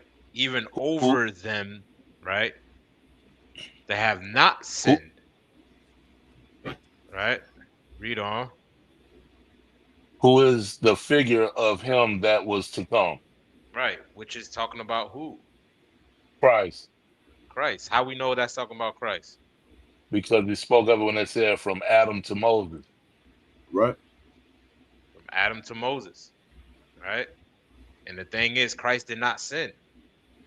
Right? But he came in the similitude, right? Meaning he is the same man that made that mistake. Now he came back as Christ to correct that mistake. Y'all with me? Remember what Moses said, that one from amongst your brothers, right? The Lord is going to send a prophet that's like me from amongst your brothers. I'm paraphrasing, right? Talking about how Christ was going to come and get things right, right? This is what was always the point of his return, to make things right. All right? You can drop that. So that's it for Adam, right? Come. Let's get to the next one. All right. Now we finna break down Melchizedek, Are any of y'all familiar with Melchizedek? Nah. Okay. Melchizedek, he appeared. We're going to get to that. Let's start at John 1 and 1. Somebody hold me John 1 and 1. Tazarok hold me Hebrews 7 and 3. And Kamar hold me Genesis 1 and 2. Kawatham get me John 1 and 1. And Tazarok get me Hebrews 7 and 3. So I'm going to break down, right, who Melchizedek is, right? So Melchizedek, he appeared to Abraham in Genesis chapter 14 to receive tithes of him after Abraham slaughtered a king and got riches and all that, right? So let's just start at John 1 and 1. Let's just start there. You got it? John 1? John 1 or John 2? John chapter 1 and verse 1. Not First John. John chapter 1 and 1. Because Christians use this scripture to, try to prove Christ is God and all this. But really, what John is saying in chapter 1 has nothing to do with that at all. Read that. John chapter 1 and verse 1. Okay. It's the book of John, chapter 1, verse 1. In the beginning was the word, Slakia. And the word was with God. And the word was God. In the beginning. So what are we talking about? Genesis. We're talking about in the beginning, in creation. Was the word, and the word was with God, and the word was God. The Hebrew word for God is Elohim, or modern people say Elohim or whatever. That means power. The word was power, and the word was with God. So who was in the beginning? Tawashab just read you that scripture on Revelations 22, where it says Christ is the beginning. Christ was in the beginning. Adam was in the beginning. Melchizedek was in the beginning. But we're going to get to that, how Melchizedek is Christ, right? So in the beginning was the word, and the word was with God, and the word was God. The word was power. Now let's get to when the word was with God. Give me Genesis 1 and 2, whoever got it. And this right here, this is a cut to Christians, the Trinitarian belief, Jesus is God, all that. This is a cut to it because Melchizedek himself, he was in the beginning. So you know how Christians say the Holy Spirit, God, and Christ is 3 in 1. Melchizedek will have to join that 3 and make it 4 because Melchizedek was in the beginning. If we're going off Christianity theology. Give me that Genesis 1 and 2. Salaki, I'm ready. Go ahead. The book of Genesis, chapter 1, verse 2. And the earth was without form and void, and darkness was upon the face of the deep. And the spirit of God moved upon the face of the waters. And the Spirit of God moved upon the face of the waters. What's the Spirit of God? The angels. Christ. That's the Spirit of God. The Most High created Yahweh, as we know today. And Yahweh then created all things. That's what Colossians 1 say. All things was created by Yahweh, right? Let's go to Hebrews 7 and 3. Kamar. Start at verse 1.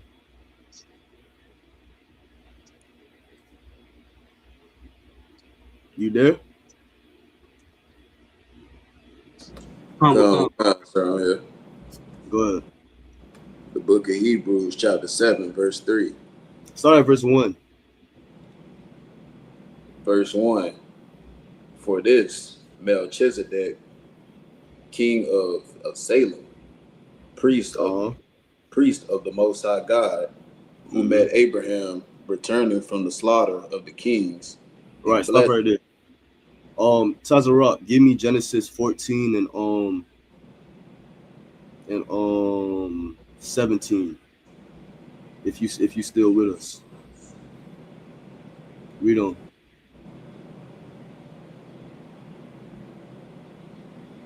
Slack. Read on. To whom also Abraham gave a tenth part of all, first being by interpretation king of righteousness, Mm-hmm. and after that also king of Salem, which is king of peace, Mm-hmm. without father, without mother, without descent, having neither beginning of days, Having nor neither end, what? having neither beginning of days, Mm-hmm. nor end of life. Beginning of days. That means he was here before time. He was here before the world was created. He had no beginning of days. You can't mark in time when this man was created. But they also say that about Christ, right or wrong. Let's get I'll read it. Revelations 1:8. Where it says, I am Alpha and Omega, the beginning and the ending. They say that about Christ as well. So if, like I said, if we go on Christianity belief, that would mean it's two men that was, in the beginning, creating everything. But that's not what the Bible says. It says Christ was there. Colossians, like I said, Colossians 1 says Christ was the one that was creating all things. And we're here to tell you Christ is Melchizedek. Christ is that. Christ is Melchizedek, right? You got that on Genesis 14? Come. Mm-hmm. This was when Melchizedek appeared to Abraham. This is the book of Genesis, chapter 14 and verse 17. And the king of Sodom went out to meet him after his return from the slaughter of Kedorlaomer. And the kings that were with him at the valley of Sheba, which is the king's dale. And Melchizedek, king of Salem, brought forth bread and wine, and he was the priest of the Most High God. Mm-hmm. And he said, and he blessed him and said, blessed be Abraham of the Most High God, possessor of heaven and earth. Mm-hmm. And blessed be the Most High God, which hath delivered thine enemies into thy hand. And he gave him tithes of all. Right. And Abraham paid tithes to Melchizedek. That's what Abraham did. So Abraham, right? So Melchizedek. Melchizedek appeared to Abraham after Abraham went and conquered those kings and got their riches, and appeared to him and took tithes, 10% of the riches that he had. Right? So is Christ a high priest? I'm asking a question. Come. Christ is a high priest, right? That's in Hebrews chapter 6, verse 20. It tells you Christ is a high priest. Melchizedek is also a high priest. So what we saying? What we saying here? What we saying here? What that mean? Go ahead. And then, if I could just add as well, like Christ said he was in the beginning, right? This is the first mention of a high priest before he even became a nation. Well, Abraham seen this man and seen how great he was and gave him 10% of everything he had. So who was this man in the beginning? Right? God, I just want to add that. Right. Come. What's on Christ, sir? Yeah, that's true. That's true because, like how you said, this was before the Levites. Mm-hmm. This was way before the Levites. This was before Israel was established as a nation, and Abraham giving him 10% to this high priest, which Christ is also a high priest. So with Melchizedek, the way you understand that Melchizedek is Yahweh is through comparison. Because like I said, the beginning, he had no beginning of days.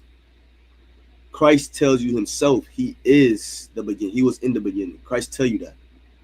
Melchizedek in Hebrews 7, The whole Hebrews 7 is talking about Melchizedek. It tells you Melchizedek had no beginning of days, right? So if we go, like I said, if we go off Christian theology, right, this would mean that there is a man better or equal to Christ. If we go off Christian theology, because this man right here, we are priests after the order of Melchizedek. Christ is a priest after the order of Melchizedek. And he was in the beginning. Melchizedek was in the beginning, had no beginning of days, no father, no descent, no nothing, was made as the Son of God. That's what the verse says. Who else is called the Son of God, if I could add? Throwing it out there. Just throwing it out there. My bad. Anybody can answer? Nah, you can continue on. They got to answer. Okay. Yeah, my bad. Yahweh, they call him the Son of God. And that's what Christians will tell you. They will tell you that Melchizedek isn't better or equal to Christ because he's the Son of God, which will cut them because Christ is also the Son of God. This whole thing is just a cut within itself. But somebody give me Colossians 1:16, Bible Kushah. Because, right, Christ being made, Christ making all things and, create here in the beginning and in the end, and as Adam, what you gotta understand is the Lord used Yahweh to establish order on earth and in heaven. But in what form did he establish earth and heaven? As just the man Christ? It's like my screen frozen. Can y'all hear me? God, we can hear you. Yes. Come on. Did Christ establish order in heaven and earth as the man Christ, or as we just broke down, as Adam? He just came as Adam, messed up, and he had to come back as Yahushua and set things straight. So the Lord always used Christ to establish order. Christ has preeminence. He has the most rank out of everybody, out of all the angels, out of all the humans, out of everybody. He is second to the Most High. So the Most High uses Christ to establish everything. And Melchizedek is just another, I wouldn't say form, but Melchizedek is Christ. That's who he is. So give me Colossians 1:16. And this right here gonna prove. Go ahead. This is the book of Colossians, chapter 1, and verse 16. For by him were all things created. Read verse 15. Salaki. Who is the image of the invisible God, the firstborn of every creature? The what? The firstborn of every creature. Christ was the first man in the truth. Christ was the firstborn of every creature, of the angels, of every celestial being. Christ was the firstborn of it. But Melchizedek had no beginning of days either. So, what's going on here, Tazarot? Talk to me. What's going on here? Melchizedek, he had no beginning of days either. So was Christ, the man Christ, as we know today, the firstborn, or is Melchizedek is Christ? Let me know, Tazarot. What you thinking? Salaki is, as they say, it's an uncanny resemblance. Read on. Come. For by all him were things created that are in heaven. For by him. Salaki. For by him were all things created that are in heaven and that are in earth, visible and invisible, whether they be thrones or dominions or principalities or powers. All things were created by him and for him. All things were created by him and for him. Like I said, Christ has the most rank, the most preeminence. Everything is supposed to be subject unto him, because that's what I think it tells you this. It tells you this in this verse. Read on. So like, on. God. And he is before all things. And he is what? And he is before all things. That's another, resemblance. He is before all things. Melchizedek is the beginning. He has no beginning of days. He's before it as well. They are the same person. Melchizedek and Christ is the same person. And read on, not jump. Come. And by him all things consist. And he is the head of the body, the church, who is the beginning. Who is the what? Who is the beginning. Read on. The firstborn from the dead. Read on. That in all things he might have the preeminence. How was Christ the firstborn from the dead? Was Christ the first man ever to be resurrected, to ever come up out of the grave? Anybody?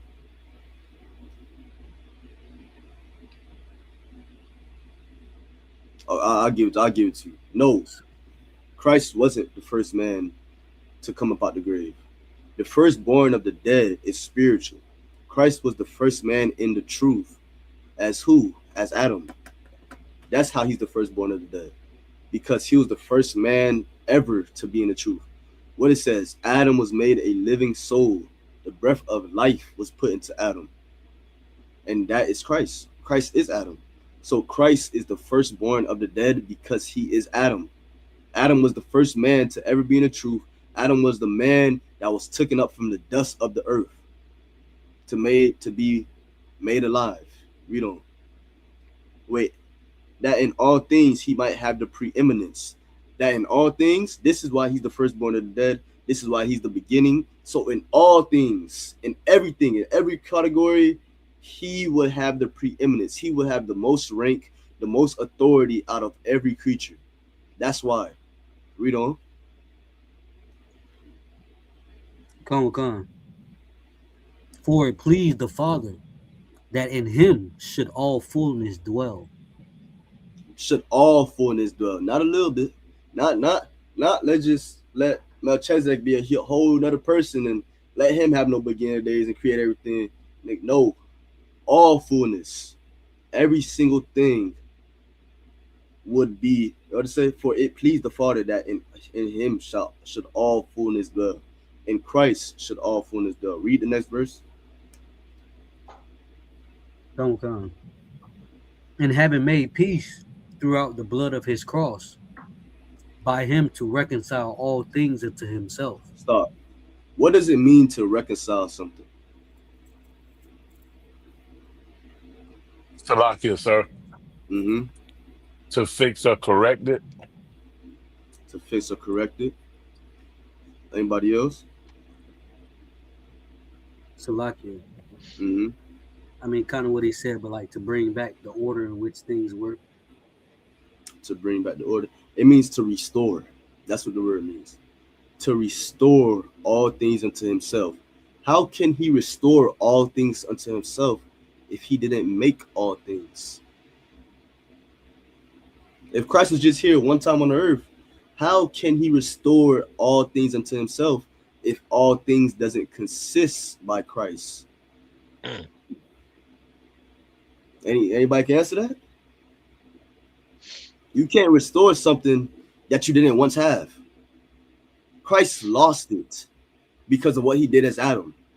That's why Christ came and died. That's why when he was on the cross, he said, Father, forgive them because they know not what they do. They don't know because I'm the one that made them not as Adam. I'm the one that put them in darkness as Adam. So Father, forgive them. They don't know what they're doing. I'll take it. I'll die on the cross because they don't know what they're doing. Because I'm the reason as Adam in my past life. I'm the reason that they sin today. Where it says Adam was made a living soul. A living soul. He wasn't made to give life. Christ was made to give life. So that's why what it says he had to restore all things unto himself because he lost all things. He lost the power that he had as Melchizedek. He lost the power that he had as Adam. So that's why he had to come as Christ and restore all things unto himself. He had to come and die to restore, bring it back. I'm going to die and everything's going to be brought back to me. Read on. Come. Salakia. And having made peace through the blood of his cross, by him to reconcile all things unto himself. By him I say, whether they be in earth or things in heaven. Whether they be things in earth or in heaven. So in heaven, who was Christ in heaven? Before the Romans and the man Christ, the name Christ came onto the earth, who was he in heaven? I'm asking y'all in the class.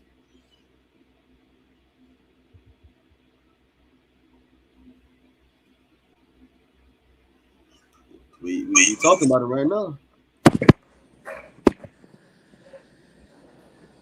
Salaki. You said something more? Go ahead, Tazura. He would be the firstborn creature. No, what was his name? What was his name in heaven? The name that he was when he created all things in heaven. But before Christ, before the name that we have today, Yahweh Shai, before that name, who was he before that name? Salakia. When he created all things in heaven, when he created the earth, when he was the beginning, who was he? What was his name? Go ahead, Kamar, if you're gonna say it. Salakia, was it Melchizedek? Yes, that's who he was. That's who he created. The Lord created Melchizedek, and through Melchizedek, he created all things in heaven, established order in heaven, and through Adam, he was supposed to establish order in earth. But that's why Christ is now here, because Adam failed that job. So Christ lost it.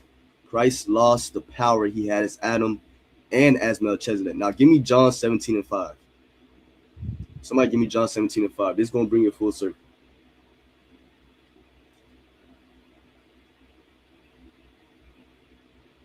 And somebody else hold me John 8:56.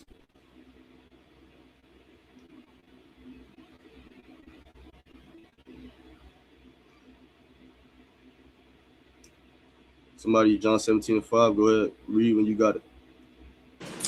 The book of John, chapter 17, verse 5. And now, O Father, glorify thou me with thine own self, with the glory which I had with thee before the world was. Before the world what? Before the world was. So what glory did Christ have that he lost before the world was? The glory he had as Melchizedek. The power that he had as Melchizedek and the power that he had as Adam. He lost it. So Christ prayed to the Lord, glorify me. Give me back my glory that I had before that I had with you. Remember John 1:1. In the beginning, the word was with God. Remember that? That I had with you before the world was, before creation. It was me and you, Father. Give me back that glory. I had that glory as Melchizedek. Now give it to me back, because now I died. I'm about to go on this cross. This John 17 is Yahweh Shai praying. I'm about to go on this cross and sacrifice my life so I could earn back everything that I lost. So I could reconcile it, so I could restore it back to me. Give me John 8:56. This is gonna be my last one on Melchizedek. Come. It's the book of John, chapter 8, and verse 56. Your father Abraham rejoiced to see my day. When did Abraham rejoice? Salakia. Mm-hmm. Oh, Salakia, sir. I was gonna say, whenever he seen Melchizedek. Yes. There you go. Yeah, you can get confident in yourself. There you go. Come on. There you go. There you go. That's what it is. There you go, Tazra. You understand it. I'm glad I ain't saying this for nothing. The water. You understand it. That's what it is. Right. He rejoiced when he seen Melchizedek. And you know when he also rejoiced? When he seen Christ. This is twofold. Abraham was what? Reincarnated back into this earth. Abraham ain't know he was Abraham. But whenever he seen Christ, Christ knew that it was Abraham. And he rejoiced. But this is also talking about Melchizedek when he came and appeared to him. Let me ask y'all this. If an angel come appear to y'all after you destroy some kings and get riches and ask for 10% and say the Most High bless you, shit, I'm rejoicing. hey, we rejoicing. Yeah, let's just be practical. I like it. Drop down to verse 58. Come, verse 58. Yahushua said unto them, Verily, verily, I say unto you, before Abraham was, I am. Before Abraham was, I am. How was Christ before Abraham?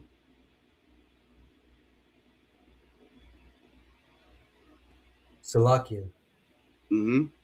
He was the man without father nor beginning of days. Give me his name. Melchizedek. There you go. That's how he was before Abraham.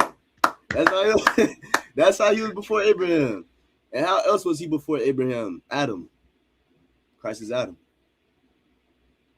That's all I got for right now. So like, if I could, can I add one in the Go ahead, sir. In the fold? Let me get Hebrews 7:14. You know what I mean? This is heavy what you was bringing out. Like, as Melchizedek, he established order in heaven, and as Adam, he had to establish order on earth. You know what I'm saying? And he messed that up. Appeared to Abraham, and Abraham rejoiced and knew that that same spirit is gonna come back on this earth to restore everything right again. Right. You dig what I'm saying? And this verse gonna tie it together as well too. Let's get Hebrews 7:14. Whoever got that can read. The book of Hebrews, chapter 7, verse 14. For it is evident that our Lord sprang out of Judah, of which tribe Moses spake nothing concerning priesthood. Right, nothing concerning priesthood, because the priests are who? What tribe? Tribe of Levi. Tribe of Levi. But Christ comes out the tribe of what? Judah. But the Bible also mentions that he's what? High priest. High priest. So how is it that a Judite is a high priest? Read on. Come. And it is yet far more evident for that after the similitude. Read that one more time. After the what? For that after the similitude. The what? The similitude. The word similitude means same. Similar, the same. Read on. Of Melchizedek. There ariseth another priest. Another priest. That's not going to be the same as a Levite, but he's going to be the same as who? Melchizedek. There you have it. You know, because Christ is what? Melchizedek. I don't know what else to tell you, y'all. You know what I'm saying? What else? There you have it. You all right? If I you may, want to move on? Go ahead, no one, y'all. Last thing, I want everybody to really emphasize the reconcile in Colossians 1:20, because that proves everything. Because how can he lose something he never had? If Christ wasn't here before, if Christ didn't create heaven as Melchizedek, if Christ didn't establish order on earth as Adam, or was supposed to establish order on earth as Adam, how can he restore that back to him if he never had that power? He can't restore it if he never had it. So that's, everybody just emphasize that point of Christ reconciling everything in heaven and everything in earth back to him, because that's really important to understand this breakdown. So like, damn right. You know what I'm saying? Christ is known as the Prince of Peace. Well, that's Melchizedek's name. You know why? Because they the same people. You know what I mean? He came to reconcile peace on earth. All right. So you want to move on to the next one? We got Isaac. Yeah, come. Let's get Isaac. Last thing, sir, and also Mhm. in Hebrews 7, where it says Melchizedek is the king of righteousness, Christ is also the king of righteousness because he lived the most perfect life. We follow, Christ is our blueprint. He's the king of righteousness as well. Because, why I say as well, because they're the same person. Christ lived the perfect life. Christ is our blueprint. Everything we do is to model ourselves after Christ. So like, Damn right. Damn right. Let's get Isaac real quick. Any questions, feel free to ask. Any questions, feel free to ask. Let's get an Isaac real quick. Where we going? We going to let me get Matthew 1:1. Matthew 1:1. I got it. Matt, go ahead, Ward. Matthew chapter 1, verse 1. Uh-huh. The book of the generation of Jesus Christ. The generations of Jesus Christ, right? This is talking about Christ. Read on. The son of David. The son of David. The Bible is just saying that Christ right now is the son of David. That's what it just said.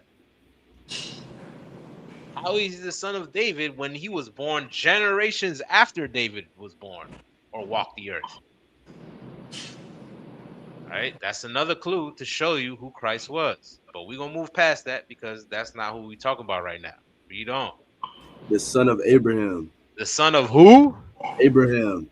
The son of Abraham. How is he the son of Abraham when he was born generations after?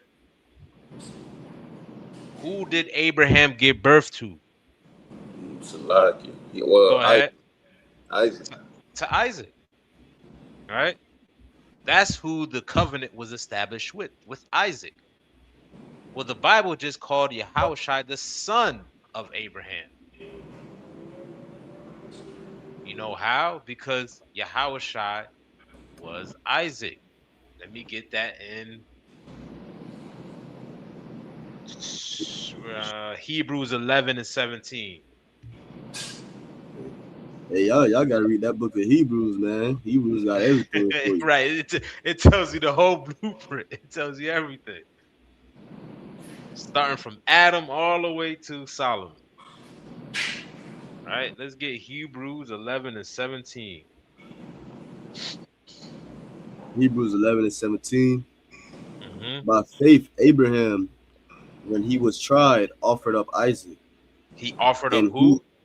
Isaac. Right, because that's who his son is or was Isaac. Right? But Bible just referred to Christ the same thing. That he was Abraham's son. Read on. Come.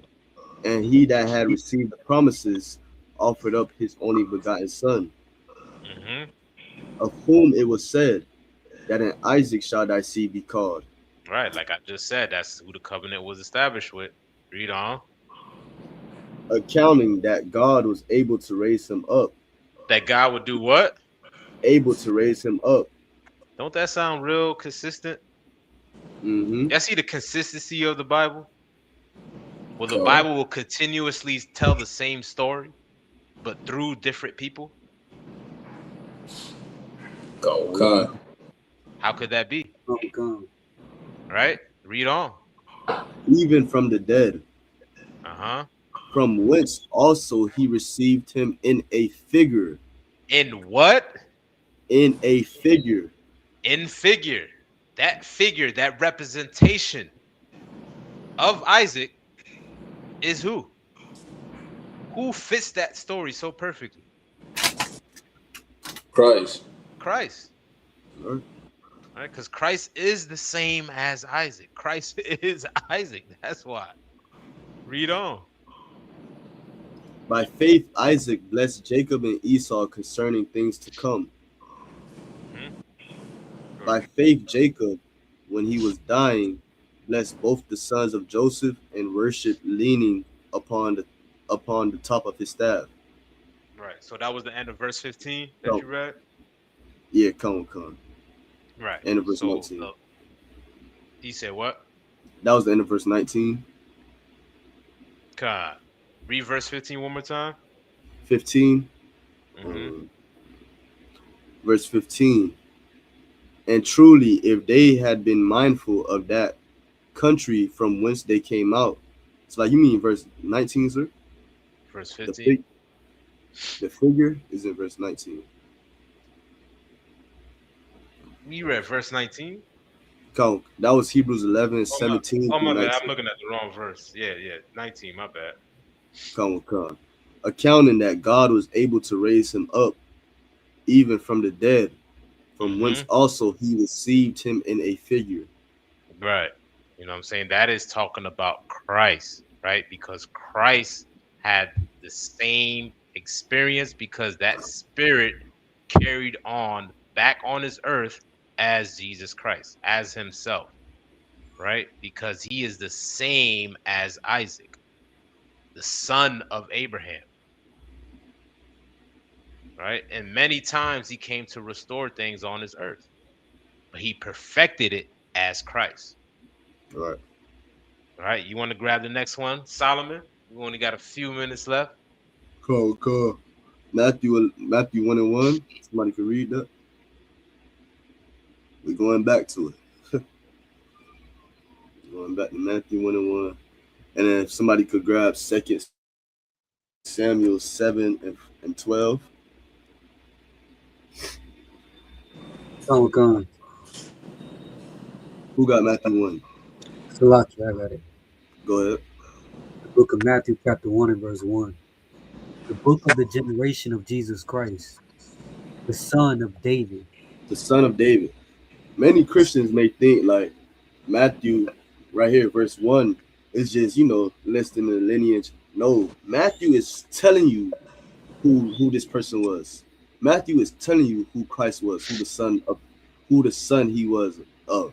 That's what Matthew is telling you. He's not just listing the lineage in verse 1. He's actually telling you that Christ was this person, the son of David, which is who? Solomon. So now let's get 2 Samuel 7 and 12.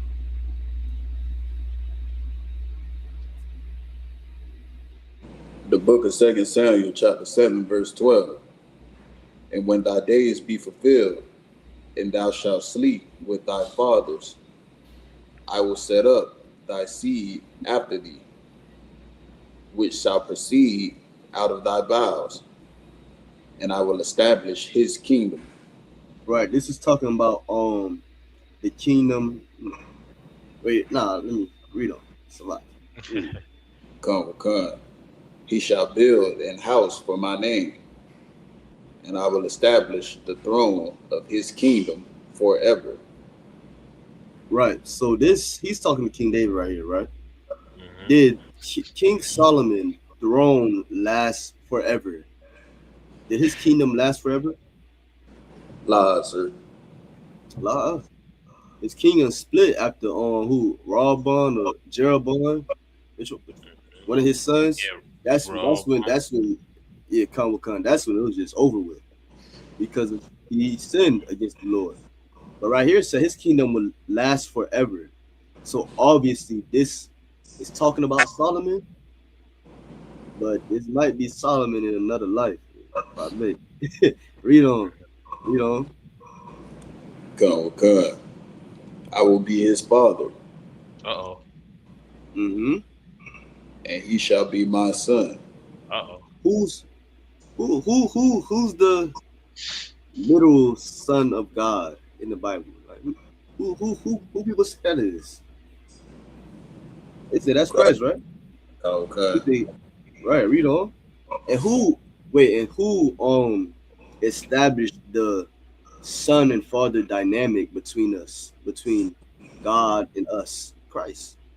He the one that established that whole dynamic. Right? Read on. Okay. If he commit iniquity, I will chasten him with the rod of men. Did Solomon sin? Okay. Did Solomon pay for those sins? La, sir. You sure? Okay. The scripture just said, if he commit iniquity, I would chasten him with this rod of men. Who got chastened with the rod of men? Christ. Christ. Because what? Christ is Solomon. Exactly. There you go. There you go. There you have it. Solomon. My Solomon committed iniquity, but he didn't get chastened with the rod of men and with the stripes of the children of men. That didn't happen to Solomon. But it happened to Christ. That's why in Hebrews 7:27, he died first for his own sins. That's who? As Adam and as Solomon. He died first for it.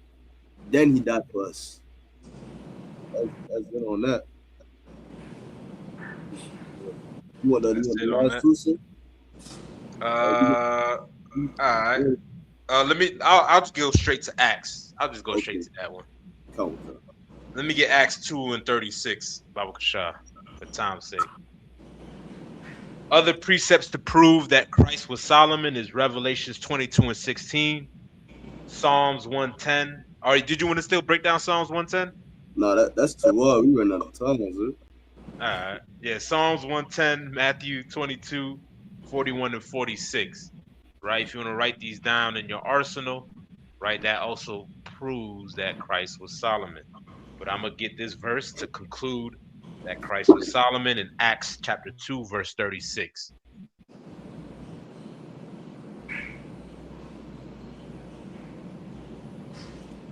The book of Acts, chapter 2, verse 36. Therefore, let all the house of Israel know assuredly that God have made that Salakia, that God have made that same Jesus. Mm-hmm. Oh, let's start up a little bit. Let's start up with verse 29. The book of Acts, chapter 2, verse 29. Men and brethren, let me freely speak unto you of the patriarch David, that he is both dead and buried, and his sepulcher, like his tombstone, right? Read on. Sepulcher is with us unto this day. Therefore, being a prophet, and knowing that God had sworn with an oath to him that of the fruit of his loins, according to the flesh, he would raise up Christ to sit on his throne. Didn't it not? No one y'all just read that he said Solomon was going to establish the throne? Okay. But the Bible says Christ.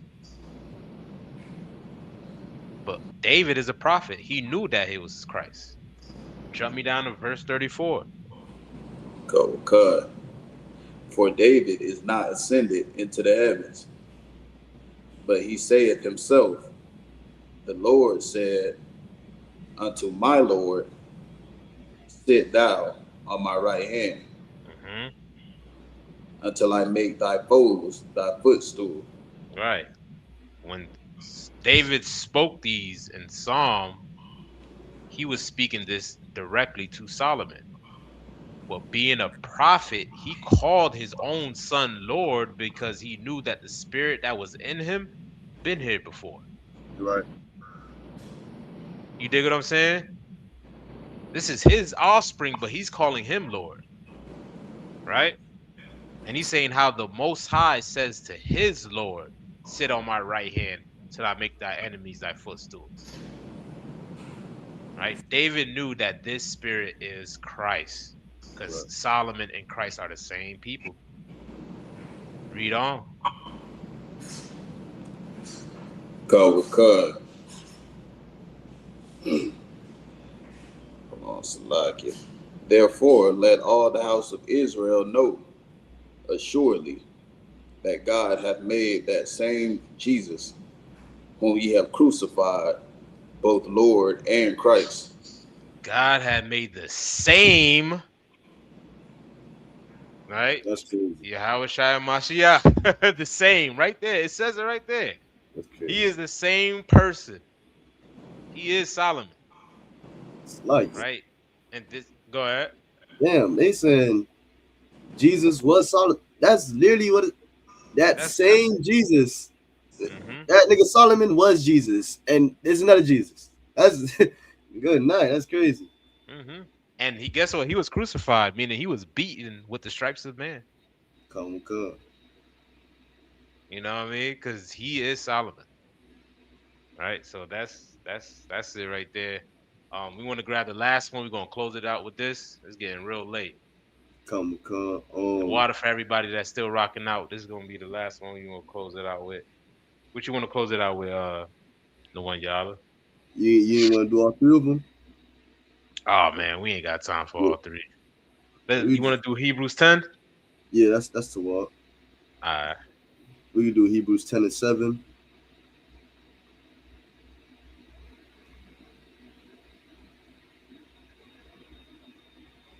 Somebody could read that.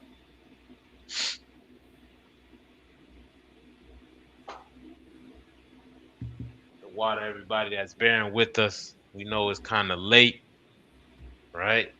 But this is information that you won't find nowhere else. Right. You know what I mean? Hebrews 10 and 7. Anybody got it? The book of Hebrews, chapter 10, verse 7.